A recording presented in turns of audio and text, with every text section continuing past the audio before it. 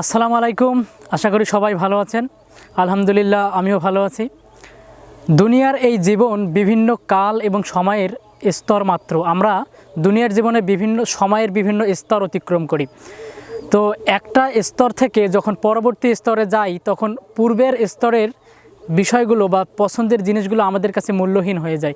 এভাবে একটা স্তর থেকে পরের স্তরে যখনই আমরা যাব, প্রত্যেকটা পূর্বের স্তরের জিনিসগুলো বা পছন্দের জিনিসগুলো আমাদের কাছে মূল্যহীন হয়ে যায়। তো দুনিয়ার জীবনের প্রথম যে স্তর, অর্থাৎ একটা শিশু দুনিয়াতে আসার পর তার জীবনের প্রথম স্তরে, অর্থাৎ সে খেলাধুলা নিয়ে ব্যস্ত থাকে। অর্থাৎ আমি যদি বলি খেলাধুলা দুই ধরনের, তার মধ্যে একটা হচ্ছে উদ্দেশ্যহীন খেলাধুলা আর একটা হচ্ছে উদ্দেশ্য আছে এমন ধরনের খেলাধুলা। তো একটা শিশু যখন খেলাধুলা করে, পৃথিবীতে প্রথম আসে, তো সে প্রথমত উদ্দেশ্যহীন খেলাধুলা করে। যেমন তার হাতে যদি আমরা একটা ঝুনঝুনি দেই বা একটা পুতুল দেই, দেওয়ার পর সে ওটা দিয়ে খেলা করে বা খেলাধুলা করে। তো আমি বা আমরা যদি তার কাছ থেকে সেই পুতুল বা খেলনা আমরা কেড়ে নেই, তাহলে সে কান্না শুরু করে দেয়। তার মানে সে বুঝতে চায় যে তার কাছে এই পুতুল বা খেলনায় হচ্ছে মানে দুনিয়ার সব কিছু। সেটাকে নিজের জীবনের একটা অংশ মনে করে, মনে হয় এটা হারিয়ে গেলে জন্য পৃথিবীর সব কিছু শেষ হয়ে গেল, সে কান্না শুরু করে দেয়।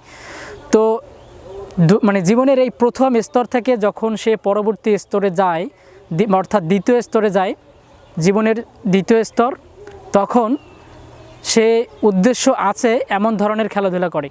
তাহলে মানব জীবনের দ্বিতীয় স্তরে মানুষ উদ্দেশ্য আছে এমন ধরনের খেলাধুলা করে। যেমন ছোটোবেলায় তারা কানামাছি থেকে শুরু করে গোল্লা ছুট এই টাইপের খেলাধুলা করত। তো যখন তারা মানব জীবনের তৃতীয় স্তরে, অর্থাৎ সময়ের তৃতীয় স্তরে প্রবেশ করে, তখন তারা মানে পোশাক আশাকের যত্ন নেওয়া থেকে শুরু করে শরীরের যত্ন, এই ধরনের কাজগুলো করে। তখন তাদের কাছে ওই গোল্লা ছুট খেলা এবং ওই পুতুল খেলা কিংবা খেলনা দিয়ে, ঝুনঝুনি দিয়ে তাদের কাছে যে যে খেলাধুলাগুলো ছিল সেগুলো তাদের কাছে একদম মূল্যহীন হয়ে যায়।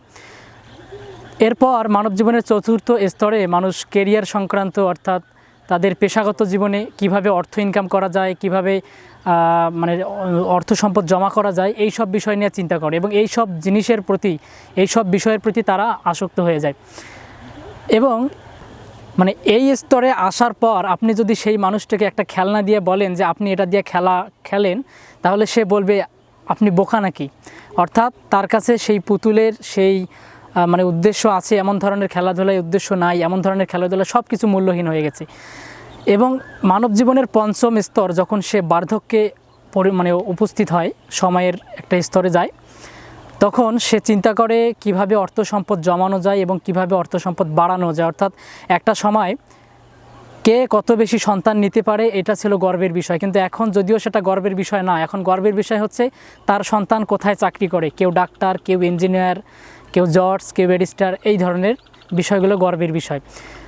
তো যখন এই স্তর অতিক্রম করার পর যখন সে জীবনের ষষ্ঠ স্তরে প্রবেশ করে, অর্থাৎ মৃত্যু মুখে পতিত হয় বা মৃত্যুর পরের মানে পরকালে উপস্থিত হয়, তখন সে বুঝতে পারে আসলে দুনিয়ার জীবনের সব কিছুই ধোঁকা।